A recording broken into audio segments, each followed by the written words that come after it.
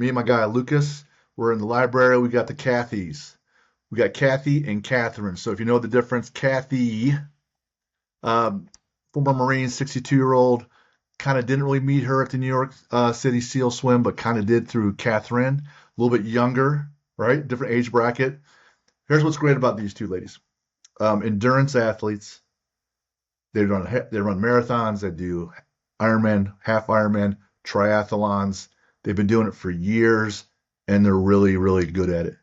Starting with Cathy, I just looked up a little bit, but this year alone, she's an All-American as 62-year-old. She's going to be competing at USA Triathlon National. She's an All-American, and she qualified for Worlds. She's already qualified 7 other times. Okay, her dad, father, Hall of Fame swimmer. So awesome pedigree, and she's been living it ever since. And in her spare time, she sells a ton of jewelry right out of her house, out of beads, and she does really, really well. It's amazing. Catherine is actually the lady I met at the New York City SEAL Swim. Same deal in that she's a little bit younger, so doesn't quite have all the years that Cathy has and the experience and the successes. But this year alone qualified for triathlon and half Ironman for world championships, all in the same year. So if you listen to the other episodes, Bill Brown had me out to the New York City SEAL Swim back in August, SEAL fundraiser for the Naval Special Warfare Foundation. And so you start off with a little half-mile run. I don't. Everyone else did. All the cool people did. In New Jersey, you get to the jumping off point. You jump in the water and you swim. They say a half mile. It looks a bit further to me. And you get to this barge right across from the Statue of Liberty. You crawl out of the water, up this extension ladder onto this barge, and you start knocking out your push-ups and pull-ups. It's 100 push-ups, 22 pull-ups, 22 significant because 22 vets unfortunately commit suicide daily. So it's in honor of that. You jump back in the water, you swim towards Ellis Island, you get on another barge. It's about they say another half mile, but again, it looks longer. Same deal. You get to the barge, you crawl out of the water, push-ups and pull-ups again. Now you got to make it all the way to Manhattan and Battery Park and the southern tip. They say it's a mile. It looks longer, Bill just kind of lies the whole time. And they swim the whole way, crawl out of there. No push-ups and pull-ups yet. You pick up your U.S. flag and you jog to the World Trade Center. And then you knock out your push-ups and pull-ups. And I was just there, spectator, supporting the event, meeting folks, having a great time. And it's at the end, I'm listening to the speeches at the World Trade Center site, which is this outstanding moment, and the speakers were great. And Catherine walks by, and is a super tall blonde lady, real lean, and obviously athletic. So she's participating in the event. And I was like, well, I came here to meet more people. This lady's walking by, and I haven't met any females yet other than Shani, who was actually on the boat. And we had her episode drop last week. I'm going to go up and meet Catherine and say, hey, girl, can I talk to you real quick? And she's like, yeah, what's going on? Super approachable and nice. I'm sure I creeped her out. She's like, what the hell's this guy doing? What's this all about? I'm like, I run this podcast. I want to meet more athletes. I want to get in your heads and find out what you great people are all about. I need the tips and tricks. And I'm like, and I'm looking at all these people. Everyone's wearing these blue suits. And there's one chick. I go, there's one chick. I don't know who this lady. She's wearing green of all things. One person's wearing green. Like, she's got to stick out. She must need the attention, right? This lady. I'm like, do you know who that lady is too? Because that lady, she's not even wearing fins. And fins are required for this swim. So this chick who's got to be in green, she's not wearing any fins, giving the finger to the whole world. So I'm going to do it anyways. Can you find her too? And selfishly, let's just see if we can make this work and be on the show. And you're like, hell yeah, let's do that. It's like, cool. If you ask, I guess you get sometimes. It wasn't like that for me in high school when I was asking females out. I had to ask a lot to get a yes. But this time, since it was not as threatening, apparently, I got a yes right off the bat. So we got Cathy and Catherine. Cathy, the Marine, Catherine, the account representative here, right? So completely different backgrounds. Great ladies. Cathy and Catherine, welcome to the show. Thank you for being here. Looking forward to getting into it. Yeah, very excited. Thank you for having us. Cathy, I'll start with you since Catherine just spoke. So if you're a listener, Catherine just spoke. So Cathy, all these years, like, how come? How come we're still doing this? What's the drive, right? I think my hair's falling out. I've been swimming for a couple of months. Like, your hair is long, flowing Goldilocks. Like, how do you keep doing this? Yeah. My dad, both my parents were go-getters, and I just think it's, in the genes. I mean, and then having two brothers, I think the competition's still going on between them. One's a Navy diver, the other one's a Marine. We're all in sports. Um, yeah, I don't know. I don't like to be bored. So when I'm not working in the store, I also have a background in personal training and massage therapy. So I'm just always going. And I backed off racing. As you know, I lost a late husband who was Mr. New Hampshire.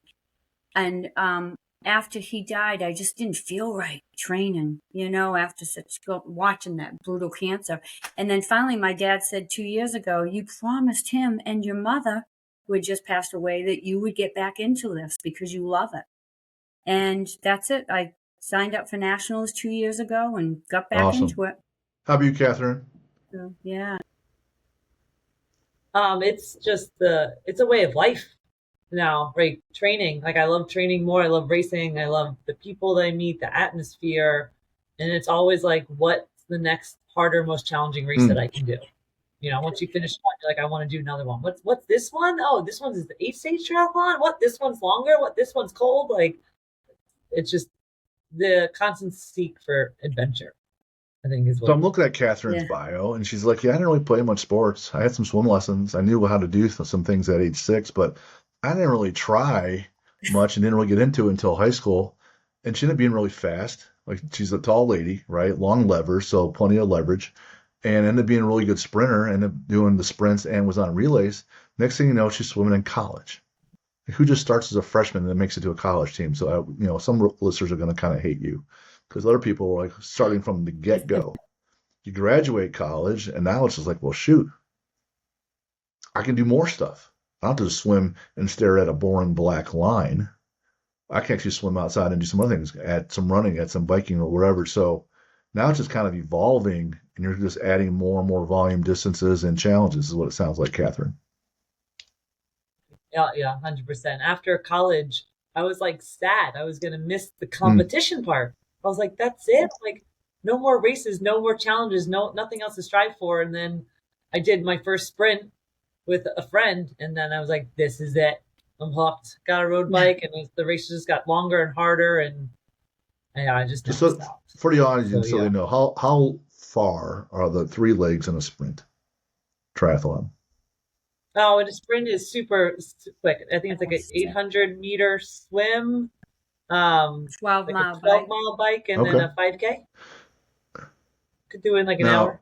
Now, Cathy, I went back and looked up, and I saw you ran the Marine Corps full marathon in DC a number of times. And I've done about 6-7 half marathons in a prior life in my early 30s. And I thought if I ever did a full, I would do the Marine Corps because it's in DC, and basically you're just running through town looking at all the different monuments is my understanding. So I'm like, and the Marines are there and you sort of support the military, which is a huge thing for me. So it looks pretty fun if you can get past the idea of running 26 miles in the same day for some reason. So, but Cathy, you've been doing other endurance components, not just swimming, for quite a while, right? Yes. Yeah. My favorite race is the Ironman, so I'm trying to get to Hawaii next year for the Ironman. I figure I have one good one left. So that's 2.4 mile swim, 112 mile bike, and 26.2 run. That's in Kona, right? Kona? Yeah, so actually they changed it. So this year it was last Saturday in Nice, and I've done that course too. It's very hilly. And they divided it so that the men and women are different. So every other year the men do Kona, every other year the women do Kona. So hopefully they put it back together again soon, because I think it's fun when everyone goes off on one gun and you're just all racing together. Of the 3 legs, which is your favorite? Come on. All 3. All 3. Favorite. I love all 3. I love all 3. My bike got kind of messed up this year because I purchased a new bike, and I finally, Catherine got sized, and I had the last 3 days have been phenomenal. I've done 35 to 40 miles and just hammered it. And I always was a runner. My dad always said the 2 things in life that I should have been was just a marathon runner and a deep diver, where you go down and hold your breath for like about 4 miles. So for me, for the best feeling is the swim. If you get in that mode of where the water is with you and it works with you, I don't breathe heavy at all coming out of a swim.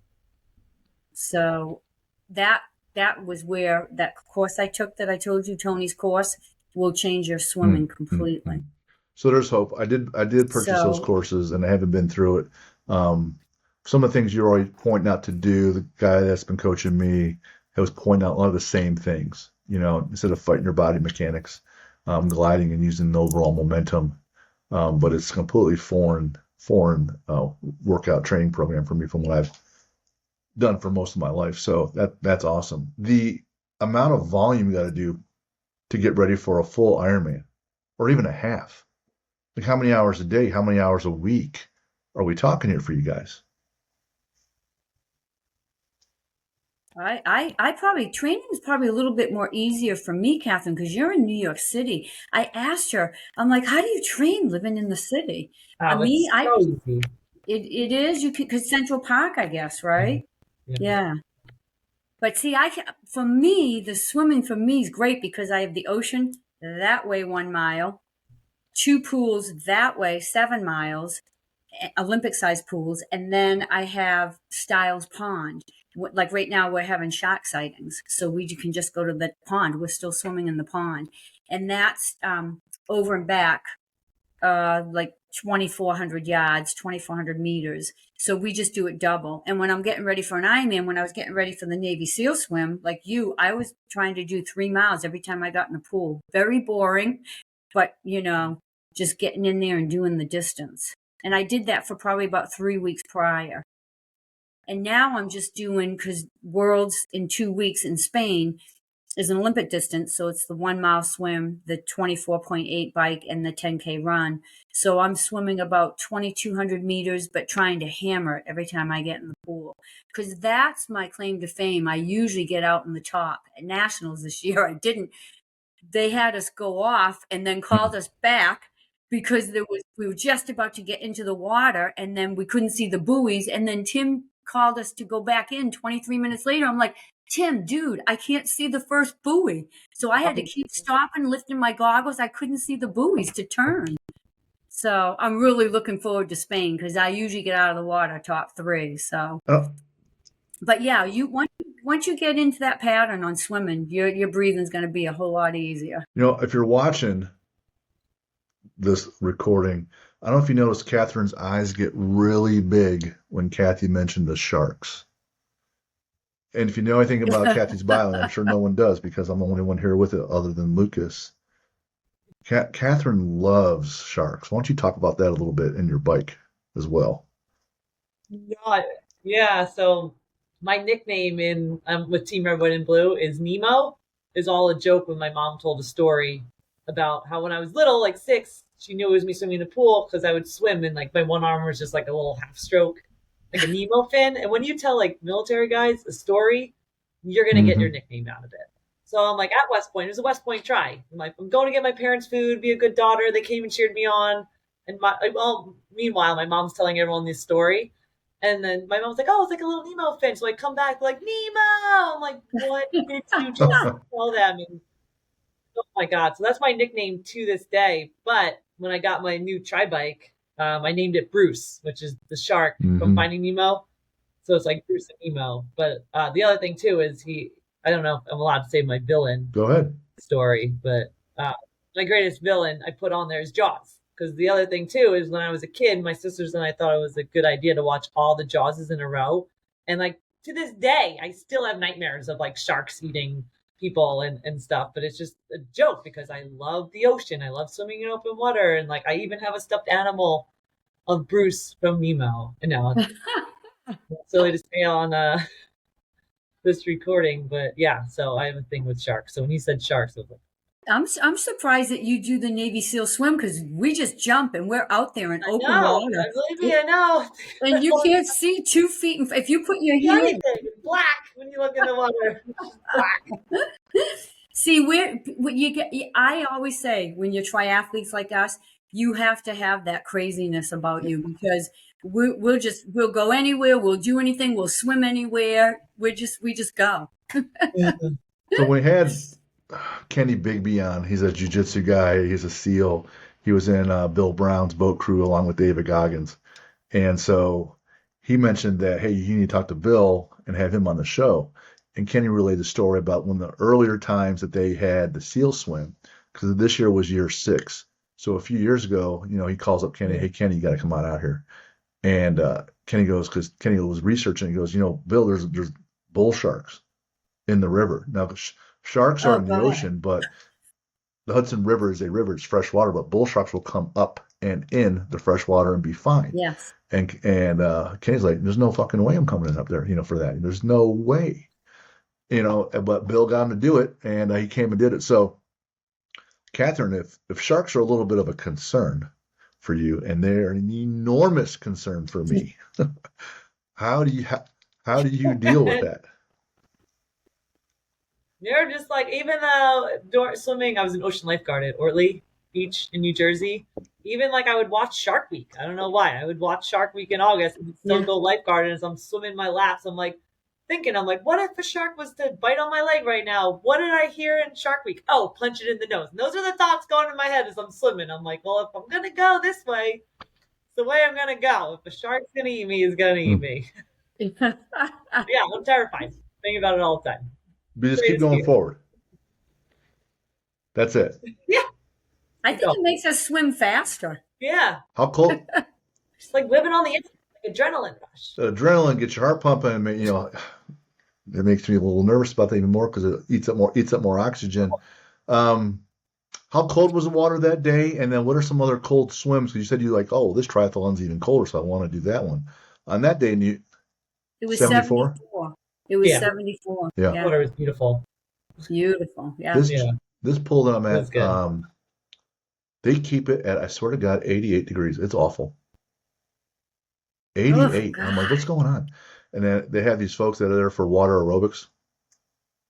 And I'm like, come on, man. Like, good for them is right. Yes. Yeah. That's exactly what I was thinking. It's for them. Good for them. Yeah. So 74. Yeah. But what are some other cold water swims you guys have done? I've done Alcatraz twice. The Alcatraz is 48 to 52. Man, you swim fast in that one. And that has sharks. Yes. But 2007 when I did it, that's when I crashed and shattered all the bones in my neck. That year when I did it, they're like, sharks, you never see sharks out here. So I crashed, broke all these bones. I said, that's it. I got to go back. So I went back, did the race in 2008. And then it was 2009 that the shark came up on the dock and got the sea lion. And in 2007, when we did the race, there was a dead whale in the middle of the ocean. And you jump off the barge right in front of Alcatraz, and you have to swim across and then down towards the Golden Gate Bridge. So you don't just swim the 0.9 miles across. You go down. It's like about a 1.7. The water was so cold, Jim, that when I got out, I felt like I was running on the big ball bowling balls for the entire time, because it's like a mile run back to your bike at the transition. And I never warmed up on that entire bike. That water was so cold. So that was probably pretty cold. But I think, Cathy, wasn't it cold? It was cold when I did the SOS race. I thought a couple of the lakes were pretty chilly. Yeah, that was another one. So SOS is Survival of the Shawgunks. That's the one I did last year. It's an 8-stage triathlon. So you bike 30 miles, and then you run, swim, run, swim, run, swim, run. It's 4 runs and 3 swims, but you have to run and swim with your cabin goggles and your shoes. So when you swim, people stuff their shoes behind their pants and their shirts. You got to carry your shoes, and then you got to run and put your shoes on. But the lakes are cold. It's up in upstate New York. It's freshwater lakes.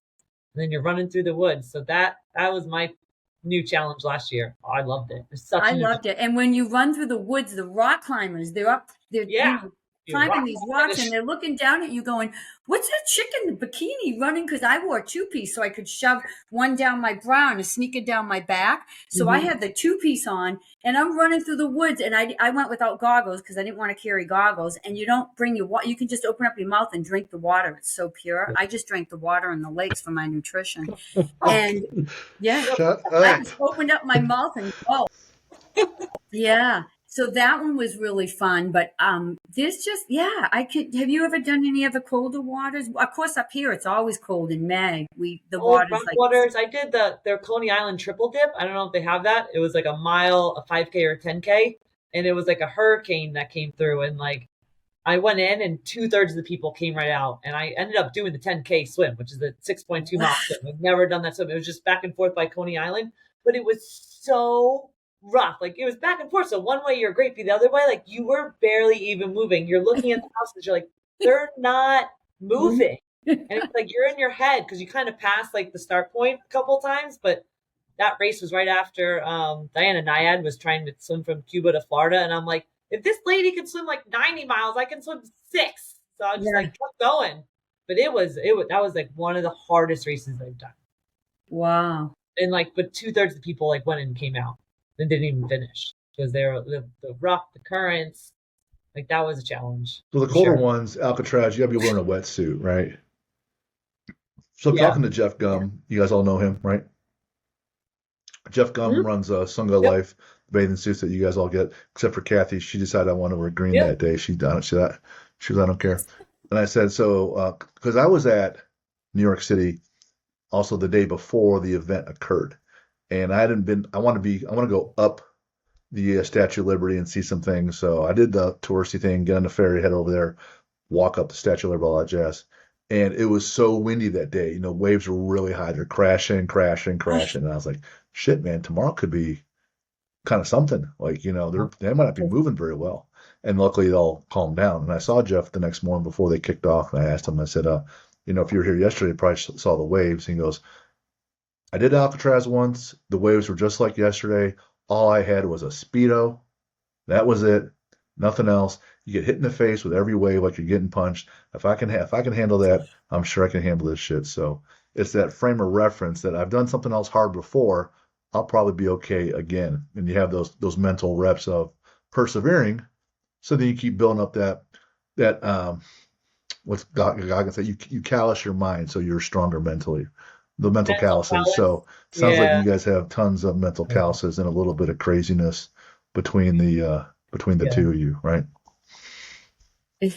Anything else outside of that realm though, like you know, skydiving, extreme race, snowboarding? You guys are just adrenaline junkies. You guys just can't be like everybody else Yeah. and drink bourbon. Making You know, you guys just gotta find some other kind of drug.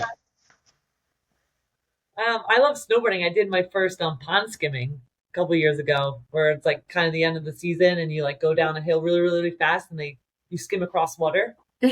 So like that, I was terrified to do that, but that was so exciting. I'm like, okay, I gotta go as fast as I can to make it across this pond. I'm like either gonna wipe out or I'm gonna make it. Those are the two things that are gonna happen. I made it. I went so fast. My heart was pounding so fast. It was so exciting. I have that video. I keep looking at the video. It's so exciting. So it's either win or lose, Yeah. huh? And those are good odds for Yeah, you. pretty much. Yeah. Kind of like Yeah.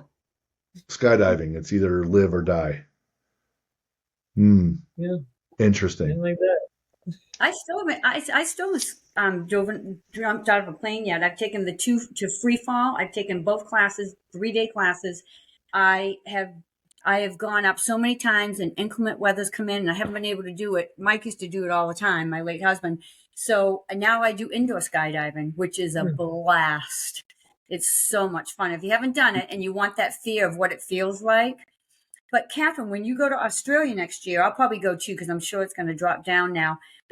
We hit New Zealand every time we go, and we Oh go yeah. down to Queenstown. And you got to do, Buddy Hackett's right from there, AJ Hackett, Buddy. So you got to do all his bungee jumping. Yeah. And we did parapunting where you jump with the guy's harnessed on your back, and he runs off a cliff. And he tells you in the video, all you see is, do I stop my legs yet? And I'm in the air and I'm still kicking my legs like I'm running. And it's unbelievable. I think once you start doing this stuff, you get that adrenaline blood about you and you just got to keep doing it. I mean, I'm 62 and it hasn't changed. My dad was going to jump out of a plane with me 2 years ago and then he, died suddenly. But he was going to go and jump out of a plane. So it's in the family blood. But I think we're always looking, like Catherine said, we're always looking for that bigger, better. interesting race to do, or that bigger, better thing. You know, like I did the figure competitions. I can't do that diet. I like my chocolate too much, and I like to have a cocktail every once in a while. And man, that diet, I give you guys credit for that. I've done it twice, and I'm like, I don't know how you have the discipline to eat that way. Yeah, that was So, definitely tough. So, Catherine, you did your yeah. first figure competition this year, completely different sport than triathlons. Triathlons is shovel in food and go as long as you can, right? Shovel and go, shovel and go. Yeah, put it all in there, right? Michael Phelps said his caloric intake was around 14,000 calories daily back when he was competing, Yeah. right? When you're doing figure competitions like you and Lucas did bodybuilding recently, I don't want to speak for you, Catherine, but I gotta imagine you could be a little cranky around people when you're being restrictive for so long. No, my coach was great. The food was fine. I had the diet plan. He changed it. I was never like starving. I mean, I was eating like 5 or 6 meals a day. So it was kind of in the beginning, you're like, oh my God, I have to eat again. Like you're eating every 2-3 hours. Like you're eating a lot of meals to get in, like, 25 grams of protein a meal. But it was just strict. It was the same food every day for like weeks, like months, like 2 or 3 months, same food. But you're just like, every calorie counts. It's for a reason. Like, every now and then I would slip and have a cookie. It's just, I love cookies, but very strict. I mean, really strict. But it's different, I like seeing building the muscle and the outcomes. But yeah, I was very strict with the food, going with friends and like eating before and not very social, right? It's very like selfish sport because like you have to eat and train on your own, whereas triathlons, you can swim and bike and run with friends and eat with your friends and eat whatever. So it's kind of a lot more lonelier, but I really enjoyed the journey. Posing, like I don't wear heels, but 5-inch hooker heels, holy crap. I'm walking around the apartment like a couple of days a week, just getting used to them. That Like, made her 6'6". yeah, I was a giant. Giant. But yeah, and then again, another adrenaline rush. Before I walked on the stage, my heart was literally pounding out of my chest. Like, I can't believe I'm doing this. Like, I'm going to be on stage all by myself. Everyone's looking at me at this skimpy bikini, heels, and doing this posing thing. Like, whoa. Like, that was definitely an adrenaline You guys are, rush. yeah, you're right. You're wearing next to nothing, and you're getting judged on 100% on how you look and how you pose. You should have seen Lucas wearing the heels. They look good for him though. That's Right? not fair. You guys can wear bare feet. That's Yeah. not fair. Why can't we wear going bare feet? Yeah, my heels got me to 6 foot. Yeah. Man, Yeah. For either of you guys, I don't guess. I'm guessing that the bodybuilding figure competition is not really a big thing going forward, right? It's fun to do once or twice, but it's not really the thing you're looking to do. Cathy's already out. She said, Yeah. No, I'm actually kind of, Catherine, oh, you did this to me. I saw hers and I went, you know what? I should just do this one more time in honor of Mike. So John Cena was just in my friend's store. He, as you know, him and Mike were good friends, and he came in.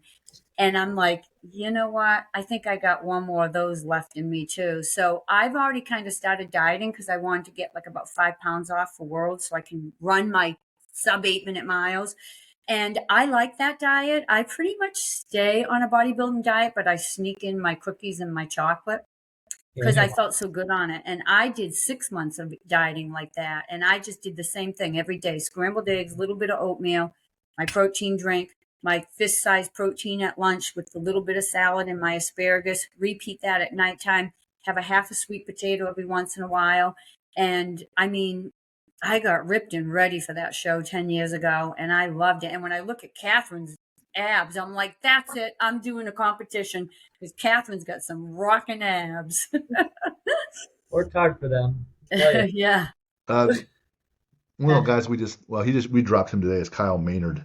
And if you guys know him at all, Jeff Gum introduced him to us.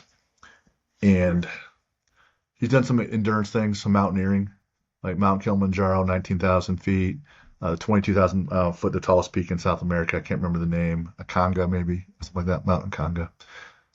Anyways, long story short, bestseller at 18, ESPY award winner, ESPN documentary. The fella has done jujitsu and competed nationally.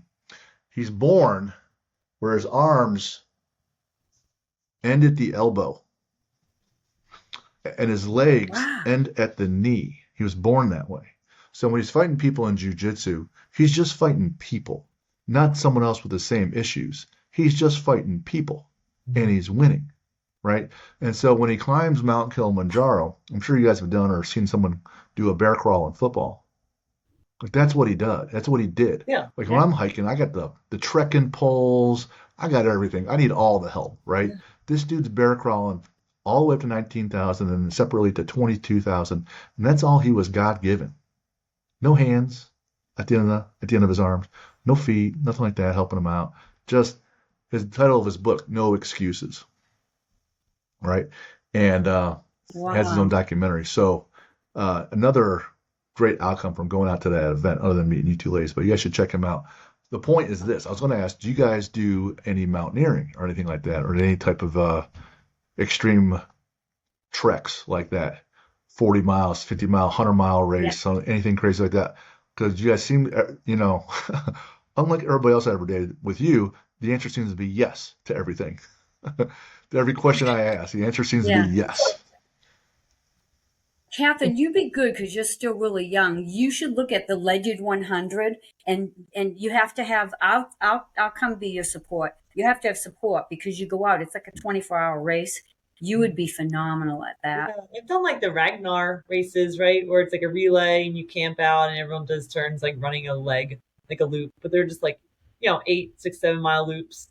But it's like a 24-hour thing and you just like race throughout the night and stuff. That's Yeah, it. no, you should do the Crazy. Legend 100. You'd probably win it. You'd be really good at it.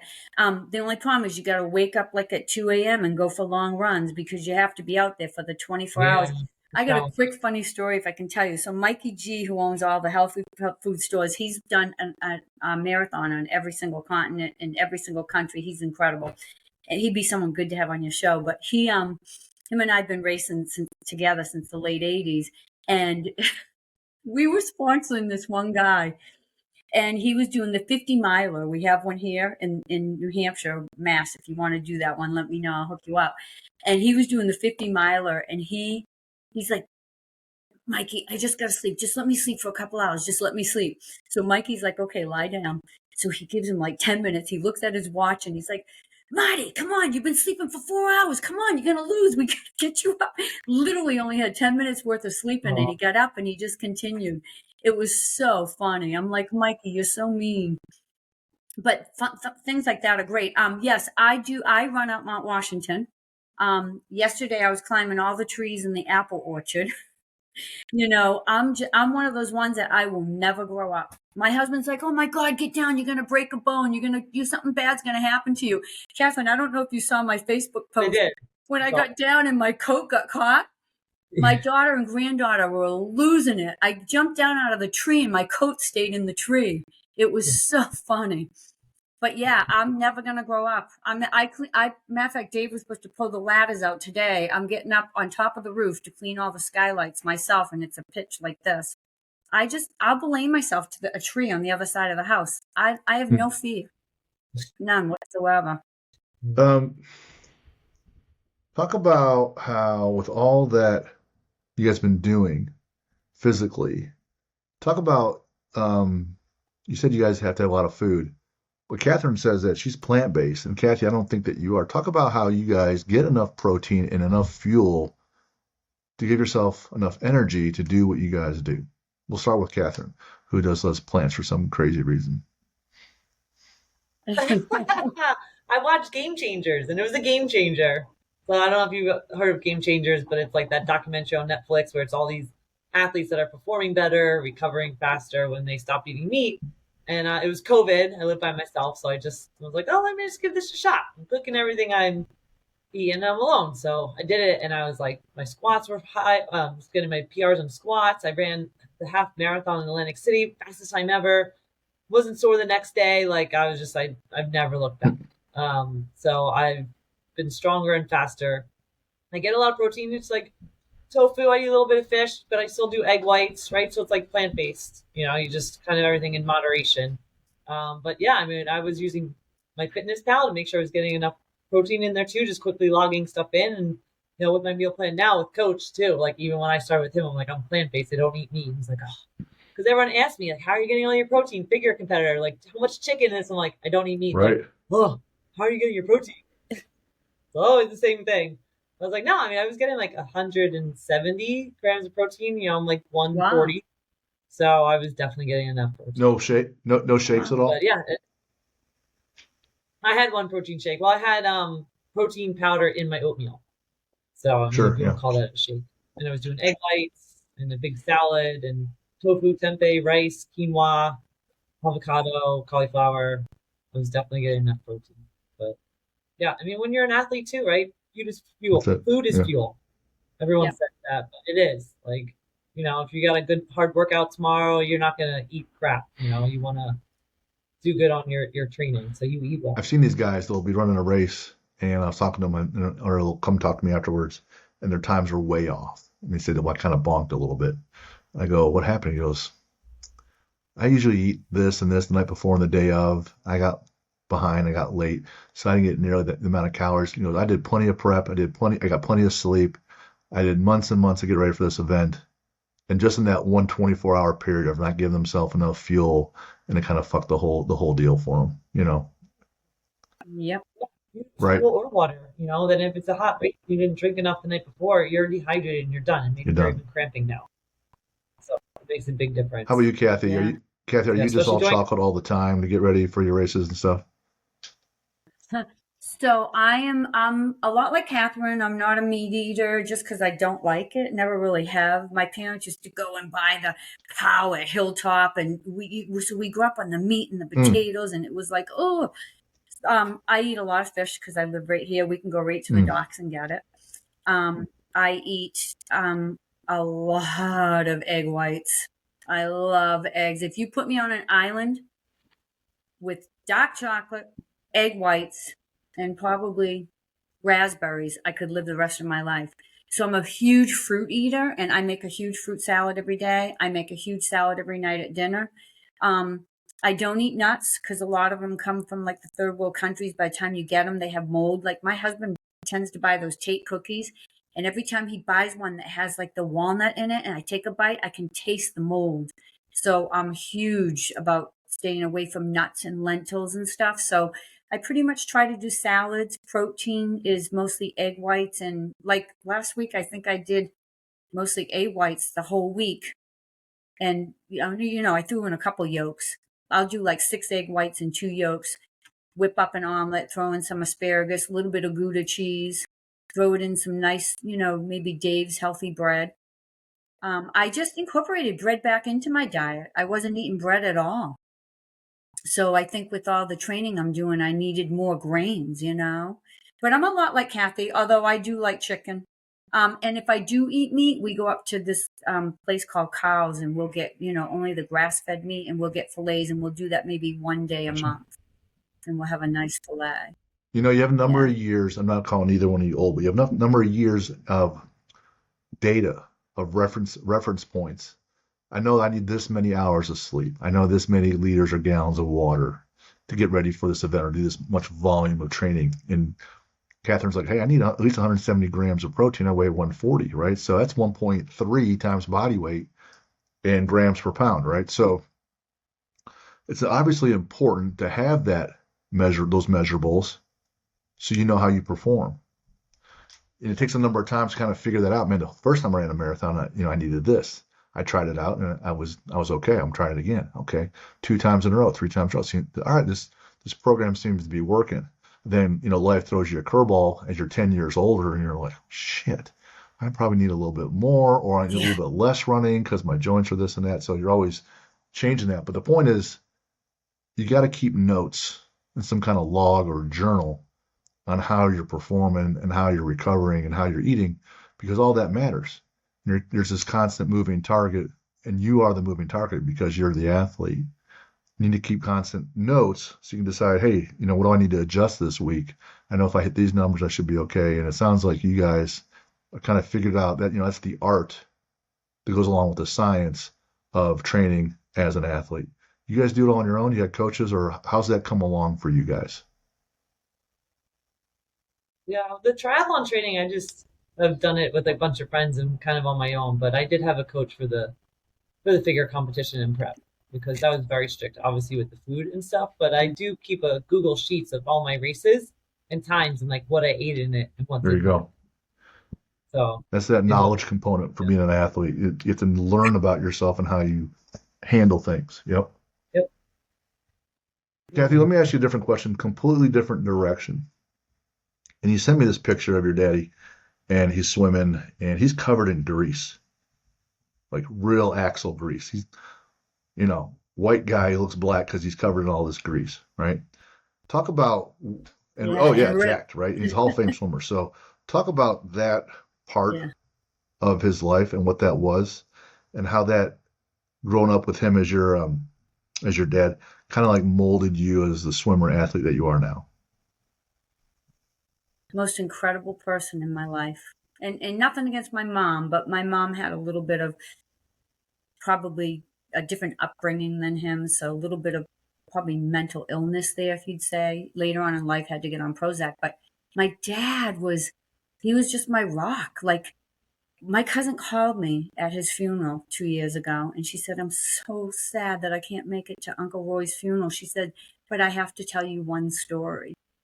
And she said, "I remember one time when you were younger, and something bad had happened, and your mom was upset about something, and you stormed out of the house, and I was visiting, and your father went running down the street and sat you down on a fence and talked to you for like an hour."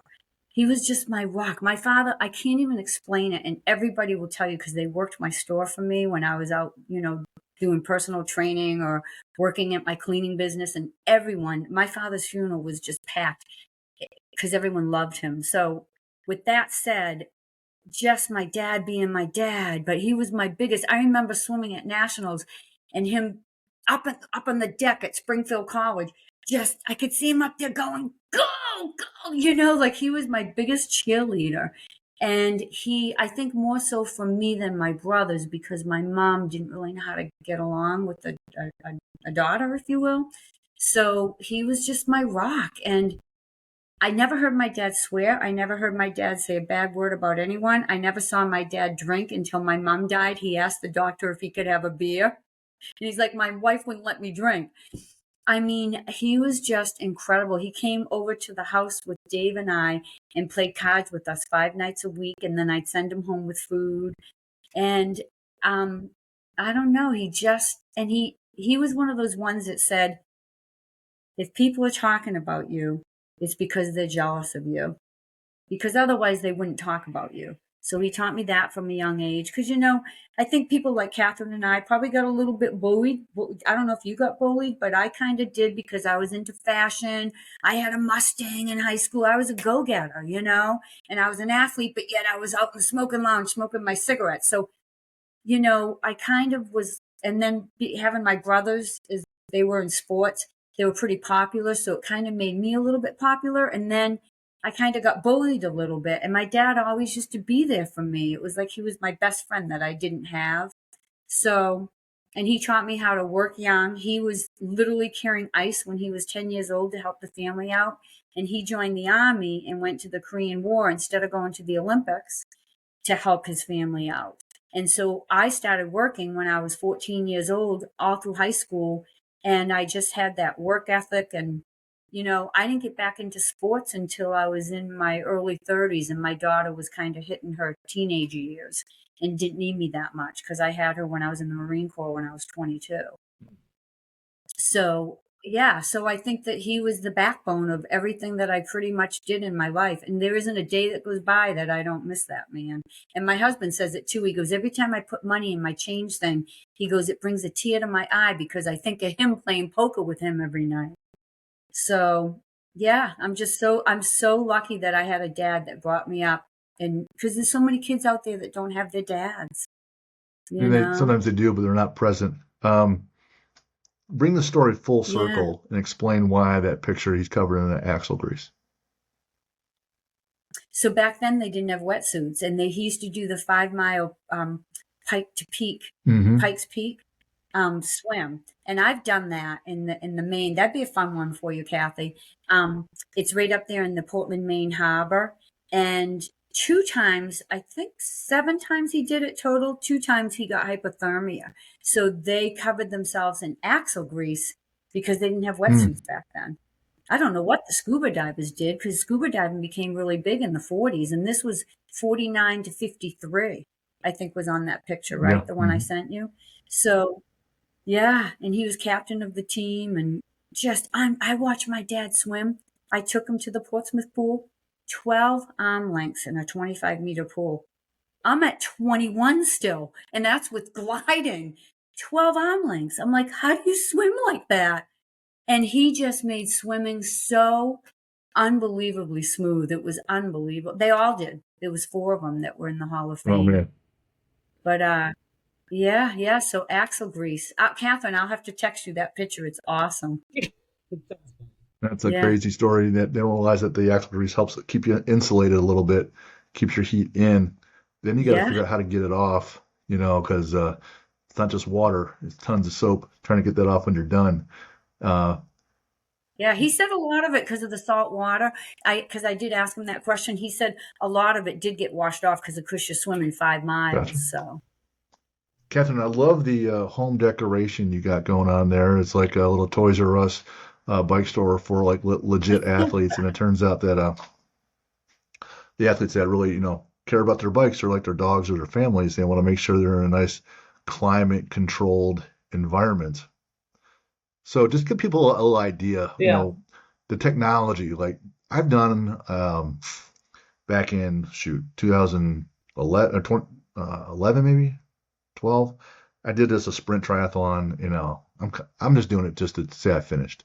The bike I got was $500 bike, and it's you're upright. I'm surprised there wasn't a basket and a bell on the front, but Dog I unit. thought, man, I could probably fit some food on here if I had like a little banana seat, and sit back with some saddlebags. But that equipment alone, like, it's not cheap, right? It's not like it's just, it might be a cheaper hobby just to be on cocaine, but here, like these, you're traveling, you got these entrance fees, then you got to buy the gear and all the food. Talk about like that level of Yeah. commitment just financially to be at that high level. You're competing at 2 different world championships this year. Yeah, no, it is. I've come a long way, right? So I started off with my first road bike, after college, $1,200 road bike, still have it. It's just a good, ride around the city, couple rides with people, and I did both my Ironmans on that. So like, wow. again, yeah, I know. I haven't even done a full Ironman on my tri bike, which is crazy. But Wow. again, it was $1,200 bike. Back then that was a lot. I was just out of college, so I didn't have money to buy a $9,000 bicycle, right? I mean, like the average price of a bike now is around that much. Electronic shifting, everything's more aerodynamic. So, I mean, you can put as much money into it as you want or not. I mean, you can get a used bike, but yeah, if you want a new one, the wheels are an extra, like 12 grand. The 1,200, sorry, an extra 1,200. So it's a $10,000 bike with everything in it. Pedals, you gotta get the power meter. It's an extra like $1,000, right? So, and it's just knowing all the numbers and statistics. How can I get faster? Do you want an aerodynamic helmet? It's all about aerodynamics.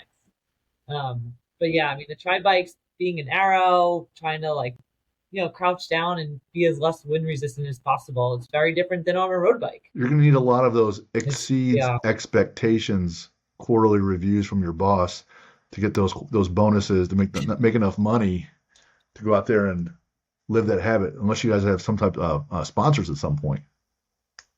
Yep. no, it's all for She's fun. young. She could. You're young. You could still get them. I used to be sponsored by Mavic, and then Oakley. So, but I was as fast as she was at that age. Now I'm older. They don't care about us oldies. But yeah, you could. You should look into that too, especially being in the city. Yeah, Just reach out, and the only thing is you'd have to just make sure that you put on your uniform their little right. sticker or whatever. But that would Yeah, really help you out. yeah. That's an option, but it's fun doing Zoom calls from my apartment because everyone sees the bikes. I'm like, that's how Yeah. I live in New York City. It's a 1-bedroom apartment. Where else are you gonna put your bikes? Hanging from the ceiling. I think it looks rocking. I love the Yeah. artwork. Mine's up against my other dining room over there, and everyone walks in and they're like, "That's your baby." Well, going back to when you were asking her, Jim, you're right. You have to keep these in a temperature controlled, because my bike, I just paid 13 grand and haven't even got my my speed play digital pedals yet. Yeah, so I've got to get those. That's another grand. But and then my aero bars, the aero bars they put on there, somehow that's another 500. But it stays in my house now. And when I'm not riding this winter, batteries are coming out, because we have the electronic shifting. So you got to charge it like your phone once a month or every 1,000 miles. Batteries are coming out, and I'll leave it upstairs because I have a Peloton that I love. I will do the trainer too, but I love my Peloton.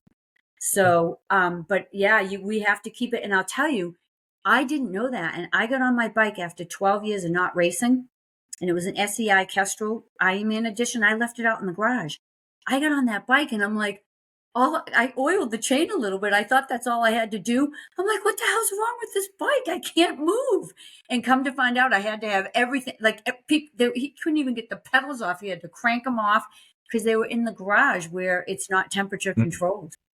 So yeah, that's a lesson we should get out there to other triathletes. Don't leave your bike in the garage. You guys have like little birthday parties and gifts and things, or put gifts underneath the tree for Christmas for your bike.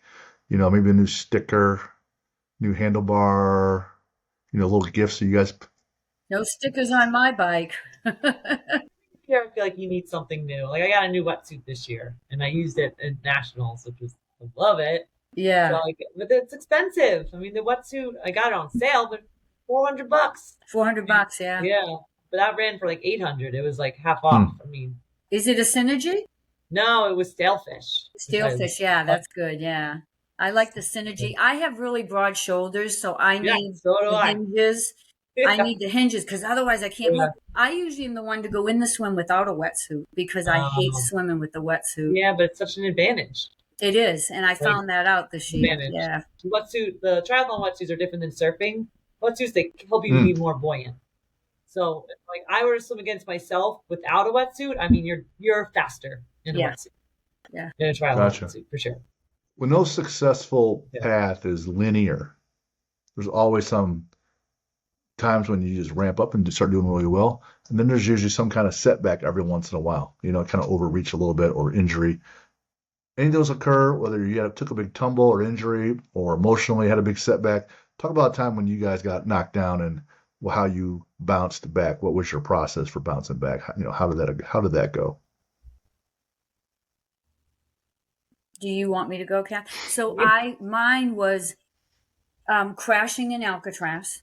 And then right after that, the next year I went back to do it. And I went with Mike's sister at this point because he goes, "You're not going there alone again." Because I didn't know my name. I was in the hospital, San Francisco General Hospital. Thank God 2 of my friends were at the race that said, "Where's her bike? Where's Cathy?" Called the hospital, came and got me. And San Francisco General didn't even know that I had 9 busted bones. So Mike came, picked me up. We left the next morning. I got to the airport. They're like, "We're not letting you on the plane like that." So I called my doctor, who's an athlete friend. "Dr. Cole, get me on this plane." He goes, "She's fine. She just has road rash." Got me on the plane, came home, went to Dr. Sirens the next day, Mass General in charge of trauma. He's the Patriots and the Bruins surgeon. And he looks back at me after looking at my x-rays and is like, "Are you in pain?" I go, "No, but it sucks to get out of bed." He goes, "You have 9 broken ribs on your right side. Like you're not even together." He goes, "You could have hit your aorta with one of the splintered ribs and you could have bled out on the plane in turbulence." I'm like, oh, I had no pain. But anyhow, go back the next year, I do it. It's one of the first races of the year. It's in June. At the end of the race, Mike tells me that he has cancer. And it was just such a blow to me that I was just like, oh God. And I couldn't race. He begged me to race. So I went back did nationals in 2011 because it was here in Burlington, Vermont. And I've always been top 5, top 6. I was like 48th. I'm like, that's it. I'm done. I can't race ever again. Then he died a couple months later and I just couldn't race. So that was really tough for me. So coming back has been really tough, but I'm starting to feel it now. Like I had phenomenal run today. David's like, "I didn't come down to the beach yet because I didn't expect you here already." I'm like, I think I just did like 7:30s for that whole 6 miles. I feel it coming back. So I think that you just have to get it in your head. It's an individual sport. It really is. Like you were saying that with figure competition, I think triathlon is too. You Yeah, can, you do have a lot of support yeah. through. You have a lot of support, a lot more support, and you can like train and race your friends. Like, I mean, I have like no crazy stories like Cathy, obviously, but I've had a lot of like overtraining.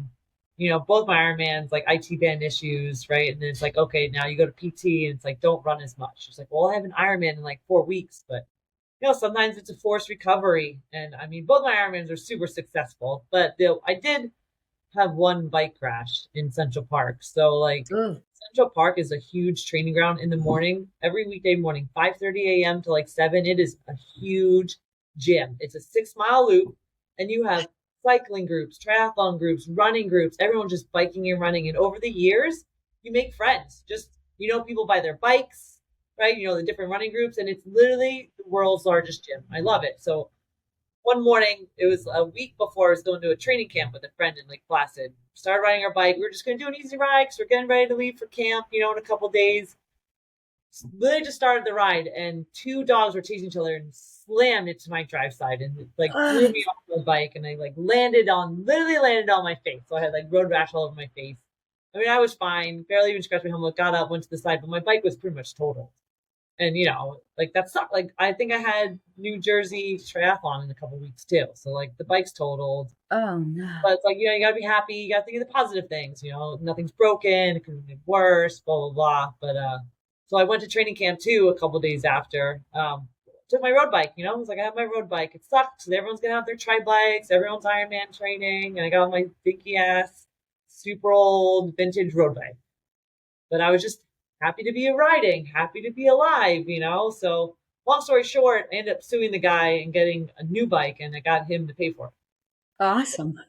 16 months later, though, 16 months of court dates and a lot of paperwork. But yeah, I mean, it was his fault. Like, and your dogs in Central Park should be on a leash, and he Yes. wasn't off the leash. He ended up chasing another dog, crossing into the bike path. And, the cops came, fire trucks came, got a police report, and I ended up going to small claims and suing for like just under 10 grand. And I got everything.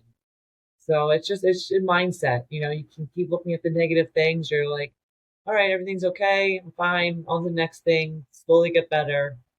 It's fine. But it can really get you down there. Love it.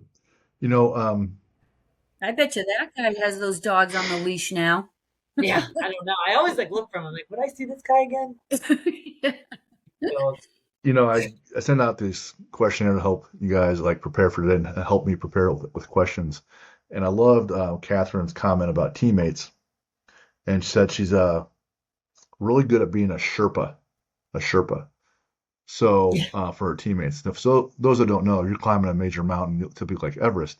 They have local people that live there. They're referred to as Sherpas, and they're just like these pack mules. They're people that carry all this stuff because we're not good enough. We're not fit or strong enough to carry it ourselves. So they have to help out. They're carrying ladders and all these bags and all your gear because you're not. They just keep doing this as a living year after year. So, Catherine, talk about being a Sherpa for your teammates in the triathlon world. What's that mean to you and to them, and how's that play out? Because that's a huge piece of being a teammate. It is.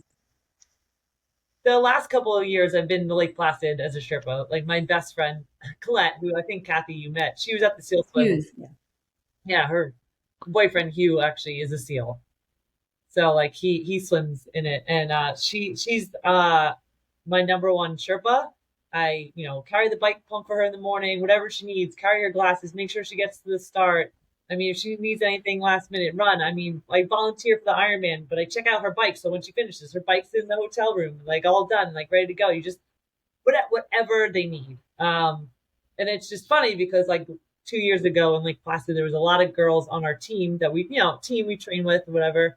And there, like one girl, I was having lunch with Colette. The other girl, she's like, "Hey, I want to go for a quick bike ride, around Lake Placid." She got wheels put on, race day wheels. She's like, "Can you come with me?" Because sometimes you don't want to ride outside of Lake Placid by yourself. And my friend's like, "She's got to pay for you." She's like, "You're my Sherpa. She's got to pay for your services." But I just love cheering my friends on, making sure everyone's good. They got what they need. Whatever like run around. You need something last minute, I'll go get it. Like I just know race day nerves, last minute stuff. But it's a lot of work. Sherpaing, going around, you got to cheer them on. You got to take pictures too. That's another role of being a Sherpa. Like it's a serious job. It's like It really is.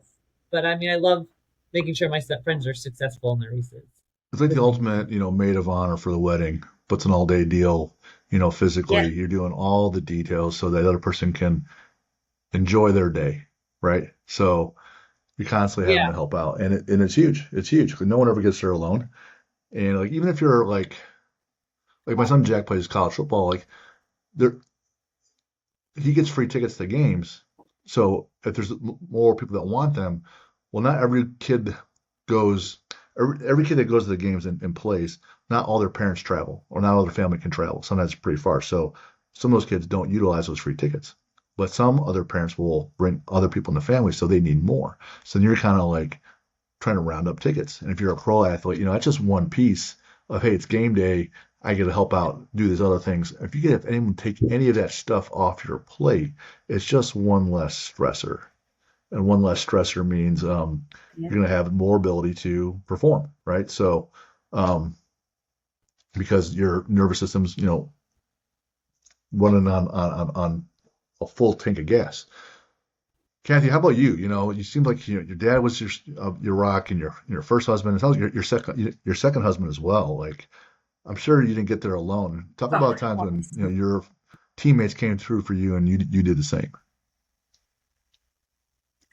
Nationals last year, well, just to say that too, like in SOS, Catherine, you have to have someone because you dump your bike after 30 miles. You drive your bike 30 miles away and you never see the bike again until someone picks it up. who wants to So take it back? some races you have to do that. But I like what her and Claudette have going. Claudette said that she has done the same for you too. And I'm like, oh, that's, Yeah, we're each other's Sherpas. yeah, We such support a each other. great idea. I love We that. have a great community of girls that support each other. Like again, that's why I'm saying triathlon is more of a team sport. Yeah. Well, so we do. I got a couple examples. Last year at Nationals, I had such an awful race. Still had my old bike. I don't know what happened. I got out of the water, top five, pulled in on the bike. I think I was like eighth. And then on the run, just one by one, all my friends are passing me going, you all right? And I'm like, just go, just go. Don't, just go. I'll catch up. And then, so the next day, I took myself out of the sprint as I did this year. I know my level. I know that I didn't want to get hurt. So I took myself out and I showed up at the race. This year I didn't because I just wanted to get home. But last year I showed up at the race and I cheered everyone on. And I went over there with Tim, the announcer, because him and I go way back. I don't know if you heard at the beginning, Catherine, when I go, Tim, is that you? Because we couldn't see through the fog. He goes, Cathy, is that you? We go back 27 years. So a lot of the girls I know from going back years with, but this last year, what happened a few weekends ago, all my friends called me and they were like, Kath, are you okay? What happened? Tracy said that you texted her and said you're out of the race. And I went into the transition and I just kind of went, eeny, meeny, miny, mo. I didn't sleep again, didn't sleep for 3 nights. I'm like, I just can't do this. So I like local races. Like I love Lake Placid. I drive home when I've done that Ironman a couple times. I drive home after that race and I drive up the night before. So if I'm going to lose one night of sleep, it's only the one night.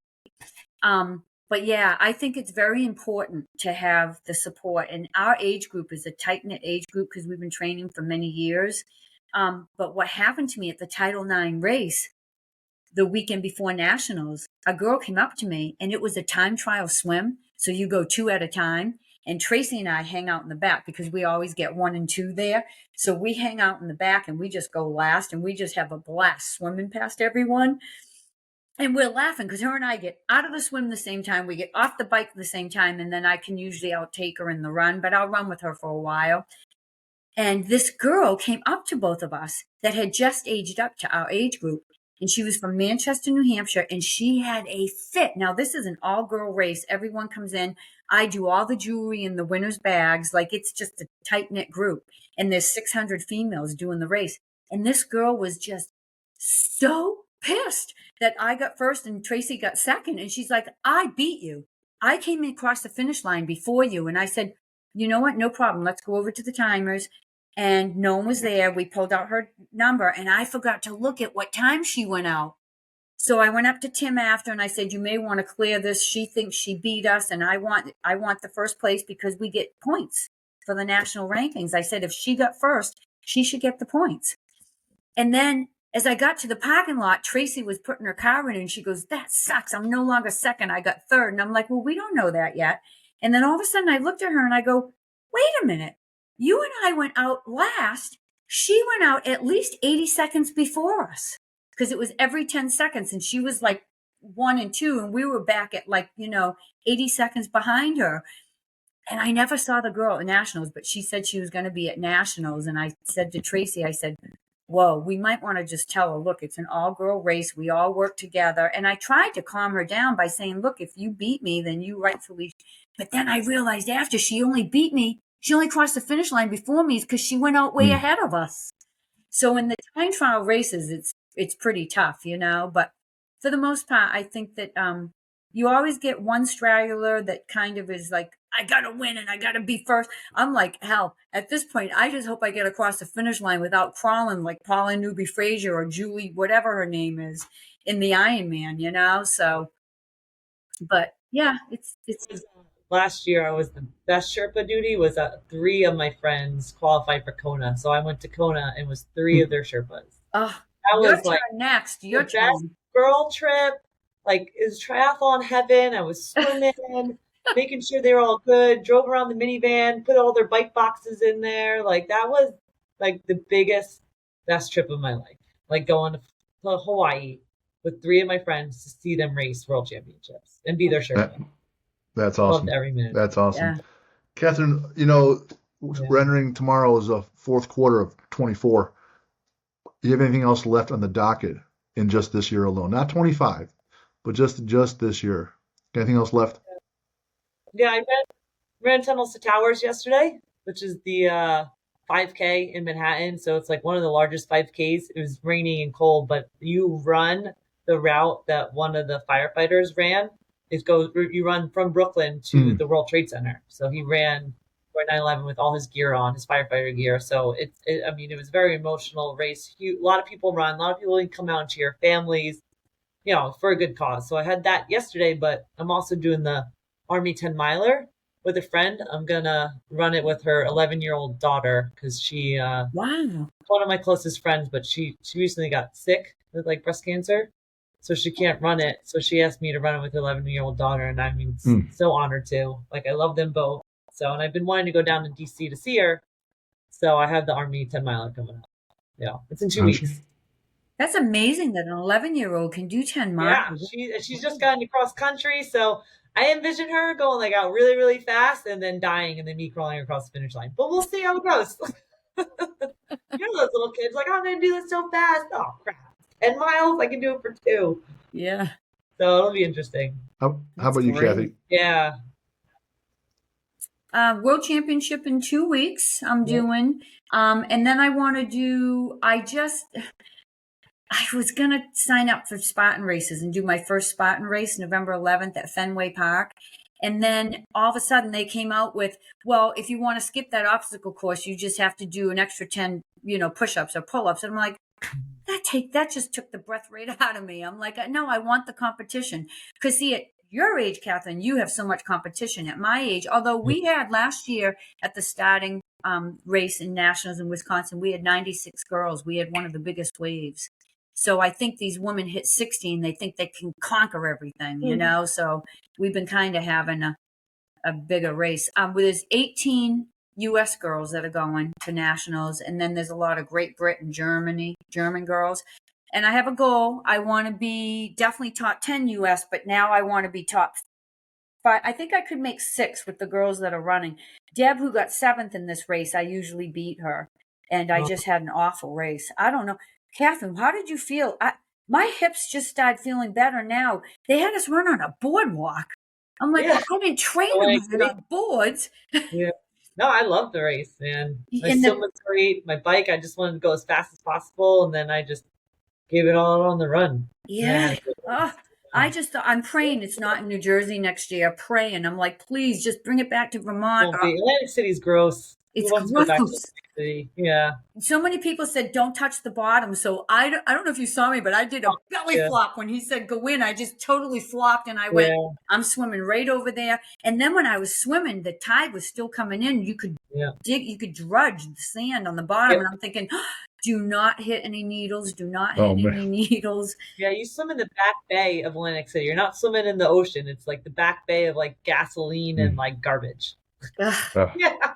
Ugh. Yeah. And you come out with a muck beard.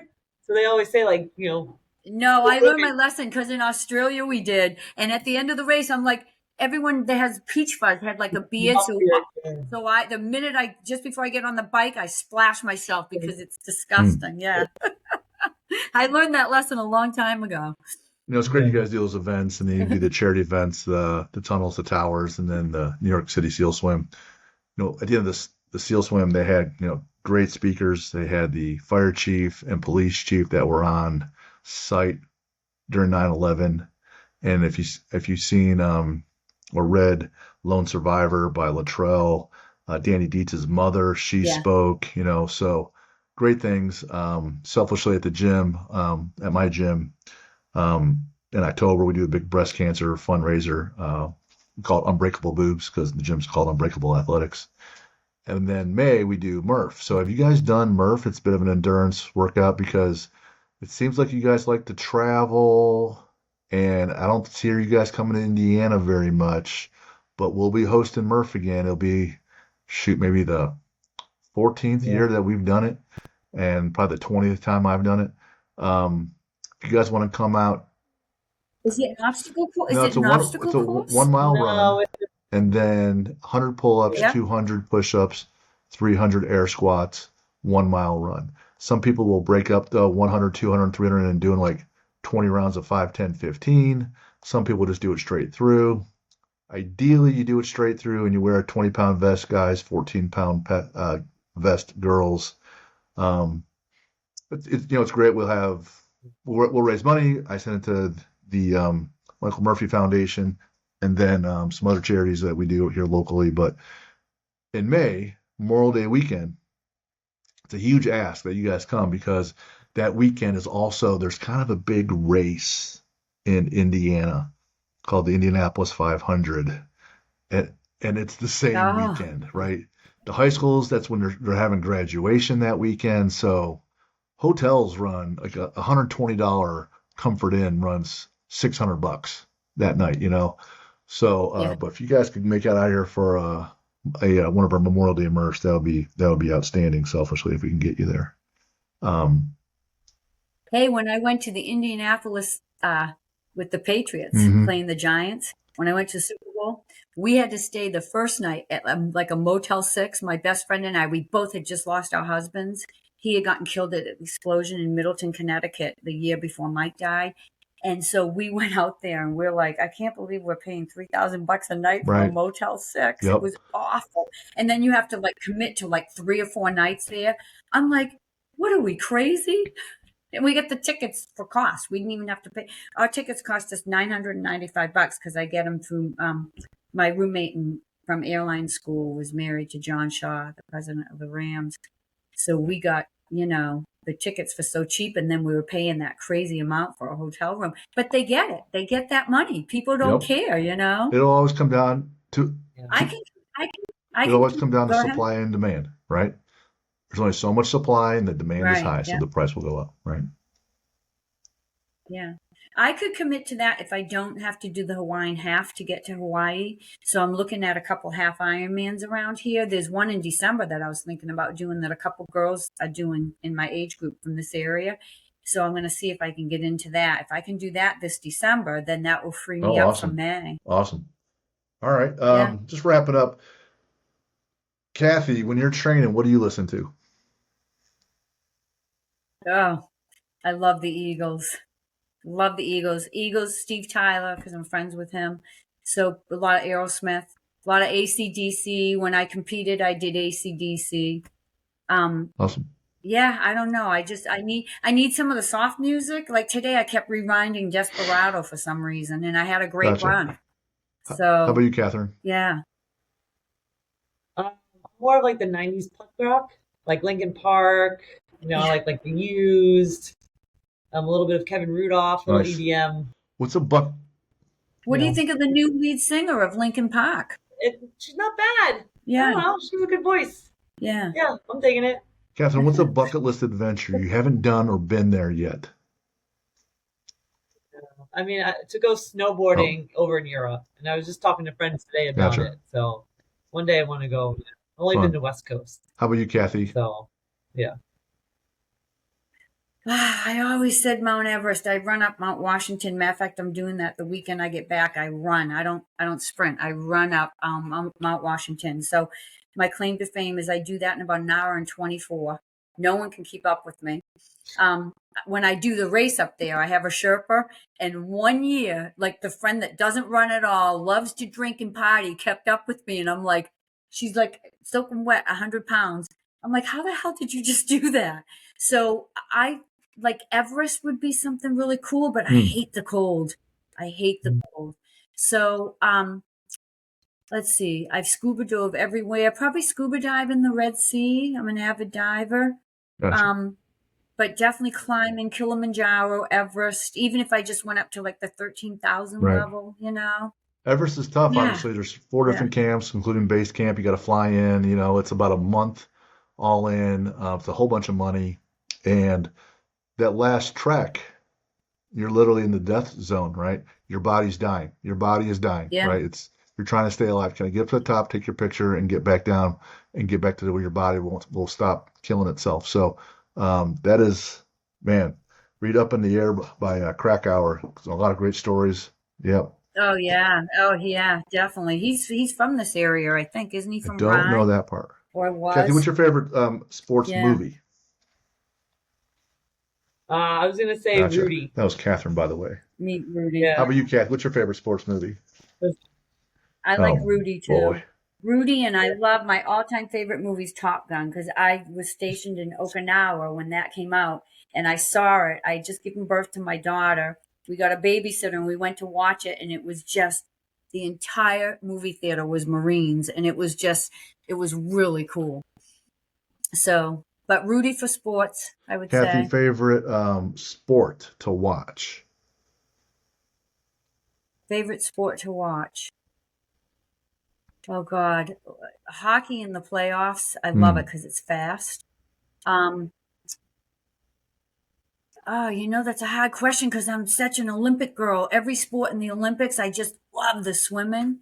I love gymnastics. The Olympics. I don't know. My dad brought us up. He was an athlete, so every sport and any sport. I grew up on myopia polo fields. I love to watch polo. My new husband, he's a pro tennis player, so. Yeah, I don't know. I love it all. Don't you, Catherine? Like Yeah, of yeah, course. you just, Yeah. when you got this mind and you're an athlete, especially Catherine where she's single, like, I don't know. I feel kind of bad for my husband because I'm always out training, but he's always upstairs watching sports anyhow. So, How about you, Catherine? What's your favorite sport yeah. to watch? Football. I like Catherine, watching do you have a football. favorite athlete A lot. in any sport to watch? Yeah, she was probably the first triathlete I met was Chrissy Wellington. And I met her book, and she had like a swimming background, great story, and she did like a book signing like at a Lifetime right by me, and I met her. She's the nicest person ever. So Yeah. She got 2 books now. She got another Yeah. one. How Yeah. about you, Cathy? Yeah. Who's your favorite She's athlete awesome. to watch? Tom Brady. Oh God. I was going to probably say Tom Brady, but I don't know. Probably watching Michael Phelps swim. And I love, butterflies. yeah. Yeah. I don't know. I love so many sports that there's, like I'll even just come up, grab a blanket, go into the movie theater with Dave, curl up with him and just watch whatever sport he's watching. Even baseball, as boring as it is, I love watching it, so I don't know. I think all sports and all athletes, Where does Steve Prefontaine rank for you guys?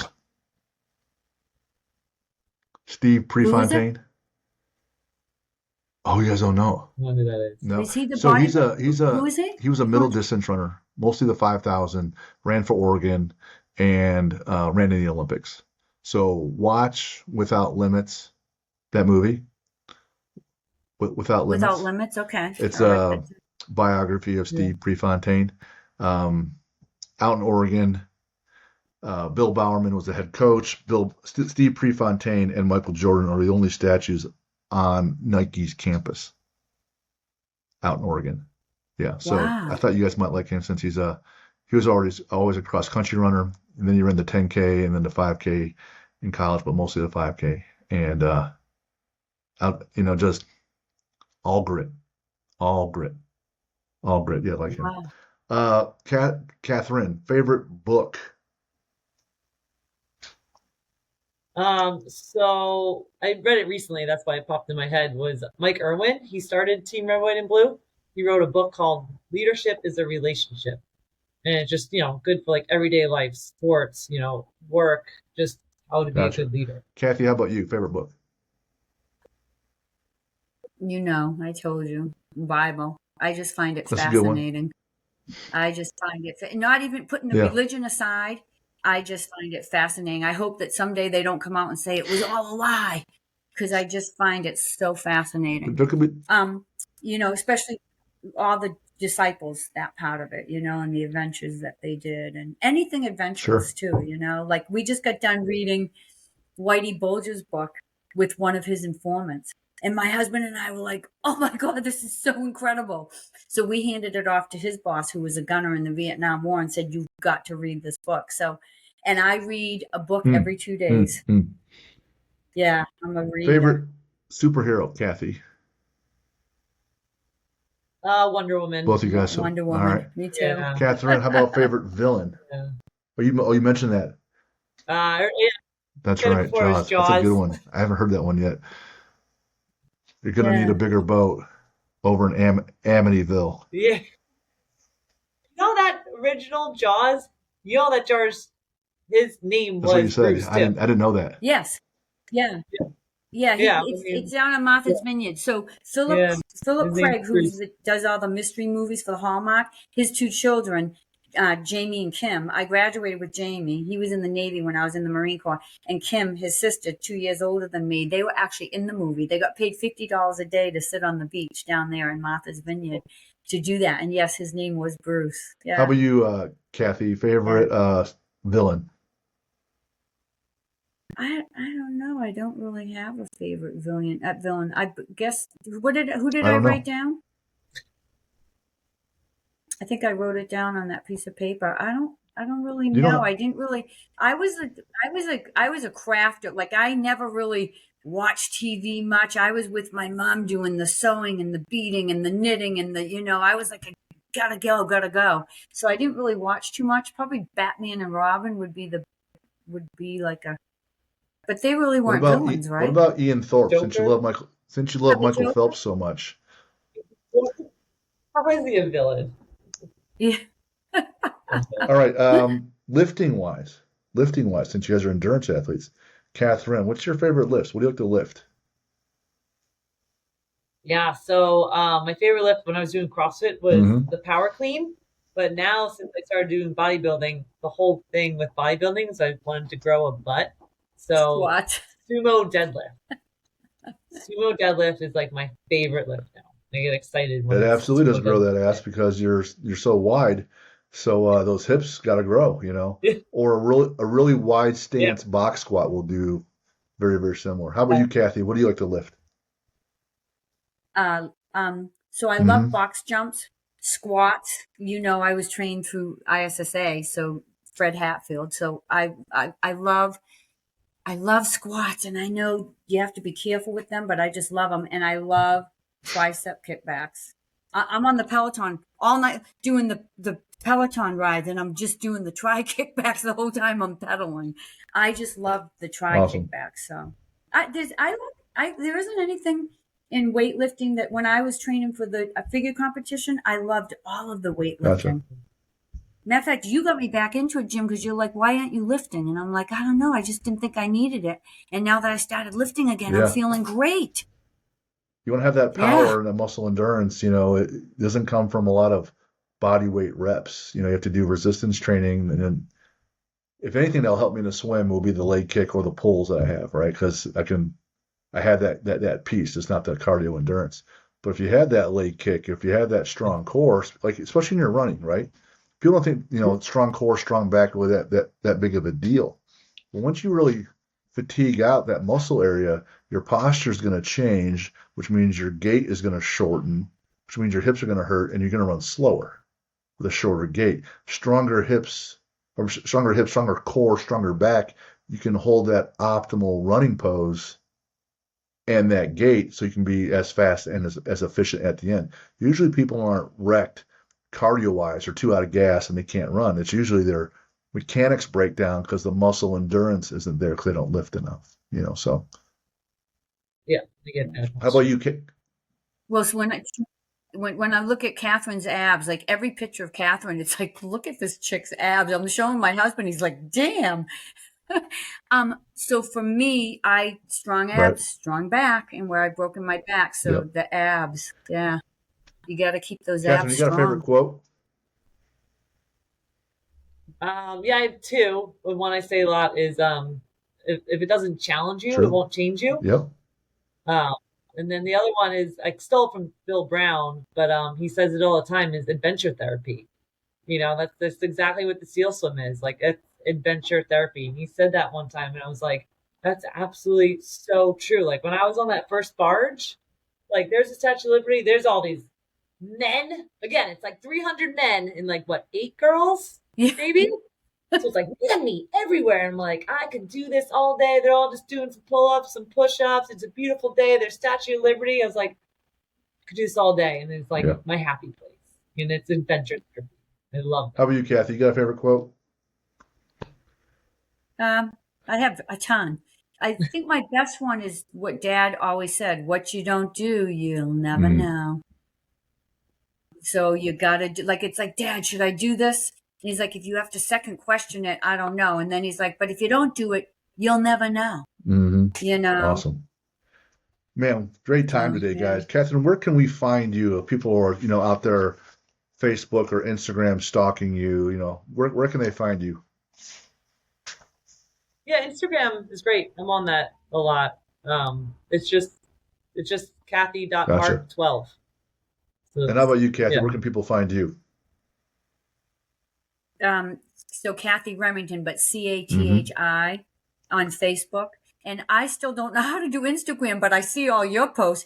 And if you want to, for all the girls out there that want to have awesome abs, definitely check her out on her Instagram.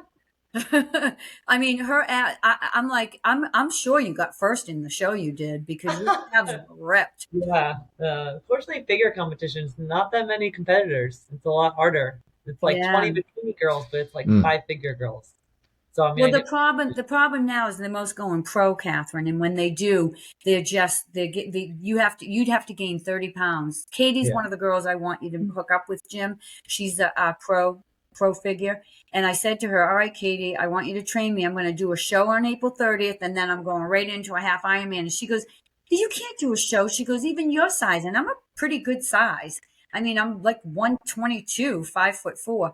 She's like, nope, you got to put on about 30 pounds to do figure. So they're getting bigger and bigger. Yeah. Lucas, you know that, right? They're just getting huge. Yeah. So, Cathy, what's a shout out for your bead store? Beadcreative.net, BEAD creative.net. What all do you have there, roughly? What do you have there at the store? Like, what do you guys specialize or what are you known for? Okay. Everything. I'm the largest retail bead store in the world. We have, if you just go on the website, you'll see 2 girls walked in today at 9:30. I'm like, whoa, I'm not even open yet. And I was ready to walk out the door to go for a swim and play hooky this morning. And they walked in and just went, oh God, I think I'm having a heart attack. I don't just carry one bead. If Miyoki makes it, I carry everything. If you're going to be a bead store, you have to be a full boat bead store. So.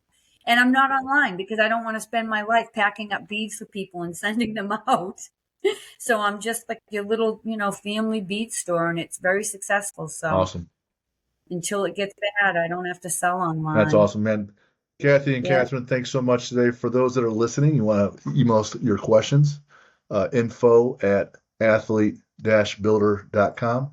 Also, the website athlete-builder.com. You should be able to check it out. My book is releasing here soon, so we'll be on the lookout for that. And there's swag online as well. So if you're looking to represent what we're talking about and our culture and our mantras, you'll find some swag there. Cathy and Catherine, man, great time today. A lot of fun. You guys had a lot of energy, great stories. So I didn't ask half the questions I had written down, but great insights. Just awesome time, man. What a gift. And best of luck to you guys in your endeavors with all the events you do, the charity events you do, all the adventures, all the risks you take, right? But just go out, keep living your best lives, and just watching you and others do that is inspiring for me and for so many other people. So you're making an impact without even trying. So, man, thank you so much for today. Thank Thank you. you for having us and sharing our stories too. It's been an honor. Hey, if it gets one person off the couch, that's all we need. For sure, You know what I mean? For sure. Yeah. So, all right, guys. Best of luck. We'll talk to you guys down the road. Thank you. Okay. You too.